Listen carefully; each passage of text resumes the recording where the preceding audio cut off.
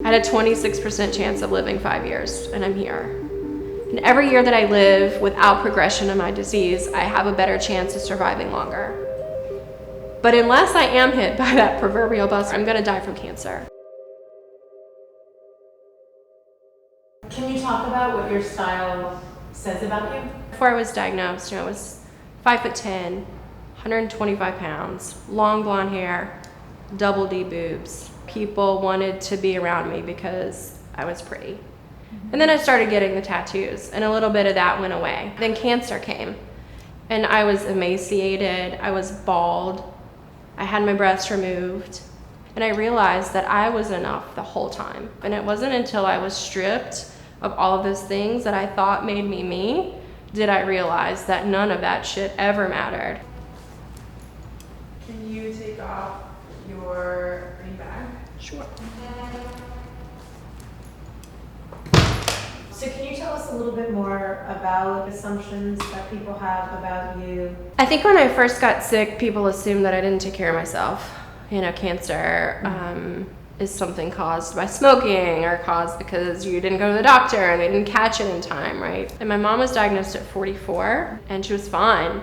And so I thought that that's what I would do, and then that wasn't the case. That's not how it happened. I was asked to leave an early stage breast cancer support group because I was dying of breast cancer, and they all thought that they weren't gonna die from breast cancer, and I was their biggest fear. So I found an online support group of women who were 40 and under diagnosed with metastatic breast cancer, and that became my lifeline.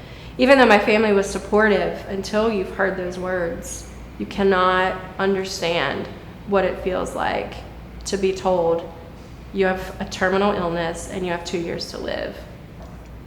So now I preface my conversations when I meet people, hey, I have a terminal illness and this is what my life is like. And if that's not for you, then we probably shouldn't be friends. I talk about death and dying and planning my funeral, and like you talk about walking your dog or getting a cup of coffee. I'm grieving the loss of this life I thought I would have.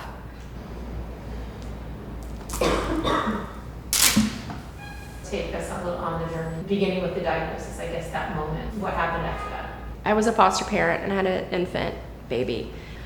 This is in addition to your two daughters? Yes. So I wasn't sleeping a lot, and I started feeling really tired all the time, and then my belly started bloating, and I was going to the doctor, my GP, and saying, like, something's wrong with me, you know, something's not right. And she's like, oh, you're just stressed, you know, you have this baby, you're in your 30s, intestinal, you know, symptoms are just normal. And so for about 5 months, I went back and forth, and then finally convinced them to do an ultrasound.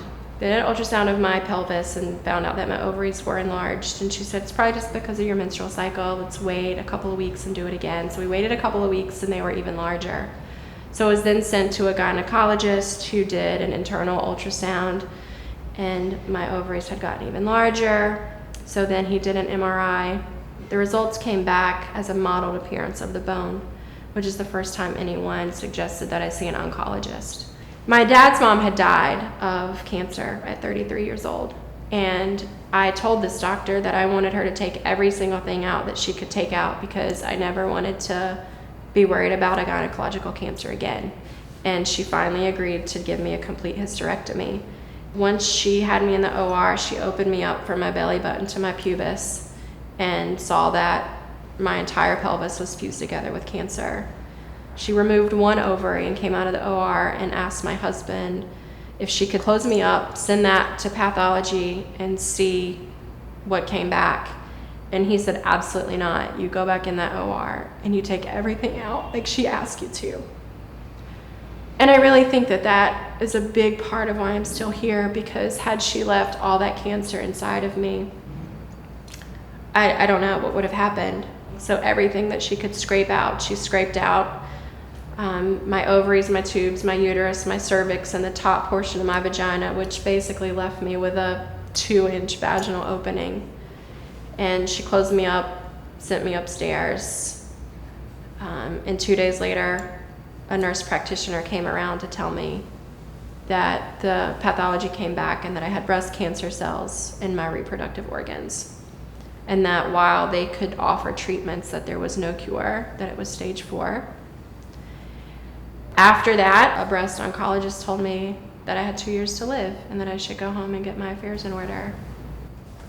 It was hard when I went home because my daughters were finishing their end-of-year testing. They were 14 in the 9th grade, and I didn't want to tell them that I had cancer because I didn't want them to be upset. So for a week, I just sat in a chair and just smiled every morning. And then every night when I came home, it was really hard. It was really hard to pretend like I wasn't sick. I mean, they saw me. The last day of school for my girls, I went to their rooms one by one to tell them what my diagnosis was. I didn't tell them that they gave me 2 years to live. I just told them that I had this cancer and that they couldn't fix it and that I was going to do everything that I could to be around. How many years ago was this? 5. Way before my surgery, we had bought a Disney vacation for my daughter's 15th birthday. And my doctors were like, don't go, don't go, don't go. And I said, I'm taking my daughter. You know, cancer can take a lot of things from me, but it's not going to steal her birthday. And I went back to see my oncologist right when I got back, and I said, I don't want to die in this wheelchair. And he said, Beth, you're not going to. He said, you're going to get strong again, and you're going to have a normal life until you don't. Can you take something off? Okay. What was your state of mind then? If I only have 2 years to live, I better make the most out of it. With my husband, he was much older than me. And although that had never been a problem before, all of a sudden I wanted things out of life that he didn't want. You know, I wanted to travel, I wanted to experience things. And he was just content to be home. And unfortunately, that ended. I chose to leave. In the beginning, you know, I met a lot of people and like, oh, I handled this with grace and I never said why me, and well, I why me the shit out of what the fuck. Like, never drank, never smoked, I worked out, I ate healthy, what is happening? I never had a lump in my breast, ever. And if anyone was ever not gonna have cancer because they had a healthy lifestyle, it was me. And I thought, what am I gonna do? How can I do this? You know, I can't live this way. But then you do. I have no control over my cancer. I have no control over what it's going to do to my body. But what I do have control over is how I live my life and what I do right now in this moment. And so that just became my focus. A lot of friends who have the same diagnosis as me, who have metastatic breast cancer, I watch their decline on Facebook posts, and then they'll stop posting. And then their husband or their mom or their kids will say, you know, she passed away. You know, one of my friends, Brianna, just died a couple of days ago, and it happened really fast. It's hard not to internalize that and think about my own mortality. Is that how I'm gonna die? Is that what's gonna happen to me? I have this beautiful relationship with David, with my partner, and when we're together, he makes me forget that I have cancer. And then Brianna dies, and like all of these feelings come up. And I'm just like, I don't want this to happen. Like, I just want to have a life. Like, I want to have a beautiful life where I never have to think about cancer and I never have to think about treatment and scans and my lungs feeling full of fluid and not being able to breathe. Like, I want to have days where I don't have to think about that, and I have a lot of them.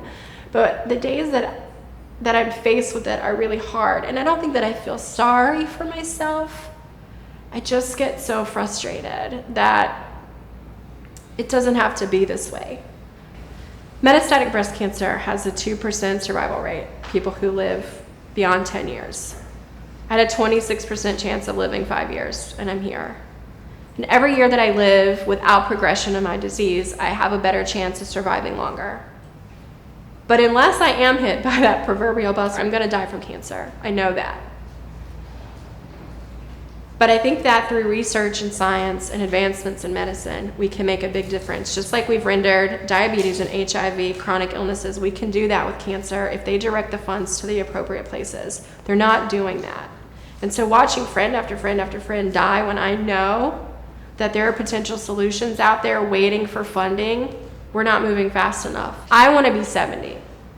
And I think that it's possible. And so in my advocacy work, it's fuel for my fire. You know, every time somebody dies and I get really pissed off, I just want to go and do more. I want to go harder. I want to work harder. I want to meet more people. I want to protest more events. And I didn't know before cancer, but I know now that I'm really fucking good at it. You didn't know that you had this in you, you know, to be like this voice. Mm-hmm. What else didn't you know that you know now about yourself? I'm probably one of the strongest people that I know. I just felt like I was just this little broken thing that needed protecting.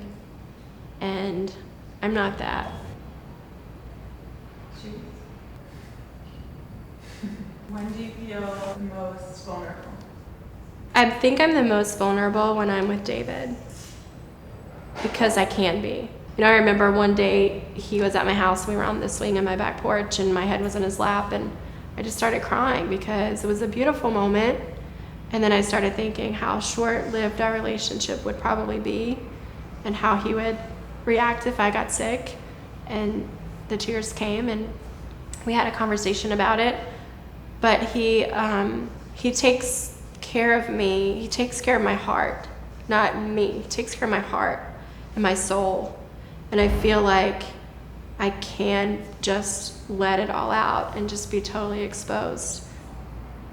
What's amazing is that had you not gotten cancer, you may not have met him. I wouldn't have met him. He lives in Newark, and I live in North Carolina.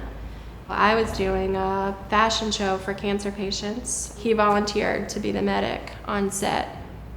I was dressed up in these high heel boots, and I'm not a high heel person. So I was standing there waiting to go out, and my heel wobbled. And I just put my arm out for stability. And the first thing that I grabbed was David's arm.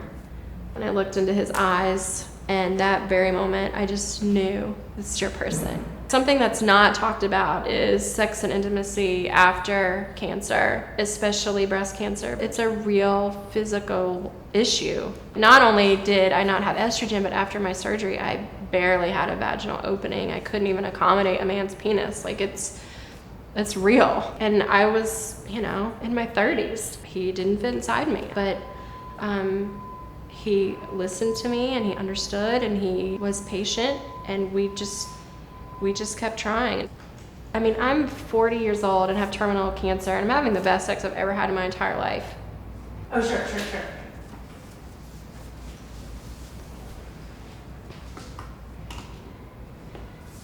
Why in your body, in your journey, why is it a good place to be?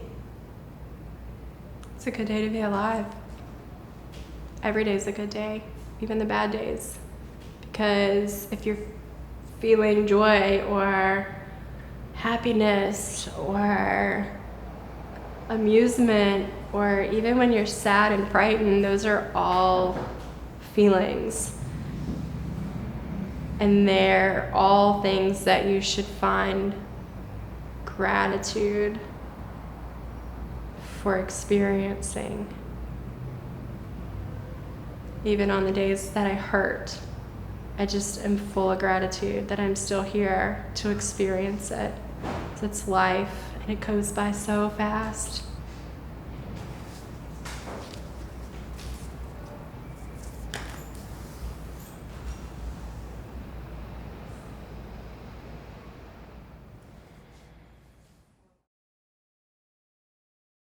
I'm Lily. And I'm Elisa. And we're the mother-daughter co-founders of StyleLikeU. Thank you for tuning in to this week's episode of the What's Underneath project, brought to you by ThirdLove. ThirdLove is a lingerie company that is dedicated to offering bras for every body, no matter size, shape, or age. ThirdLove offers 78 sizes, including exclusive half-cup sizes. We are so grateful to ThirdLove for supporting us in bringing this new season of the What's Underneath project to life.